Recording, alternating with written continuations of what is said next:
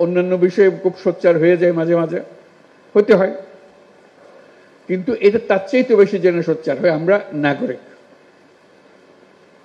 আমার প্রতি কোনো রকমের বৈষম্য করা যাবে না, কারণ রাষ্ট্র আমাকে নিশ্চয়তা দিয়েছে, তালিকা করে দিয়ে দিয়েছে আমার প্রাপ্য কি। কাজে যত কথাই বলি, সবচেয়ে বড় কথাটা বলবেন আমি নাগরিক, আমাকে এই তালিকাভুক্ত সমস্ত জিনিসের অধিকার আমাকে দিতে হবে। ওইটাতে যদি না দাঁড়ান, বাকিগুলোতে বড় সুবিধা হয় না। নানা কথার মার পেছে এদিক ওদিক করে ফেলে, এটাতে এদিক ওদিক করার কোনো সুযোগ নেই। কাজে আবারও আহ্বান জানাচ্ছি, আপনাদের যত কথাই বলুন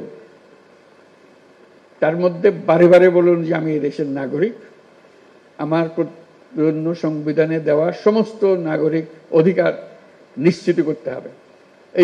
এইসব অধিকার থেকে এখন আমি বঞ্চিত, এগুলো আমাকে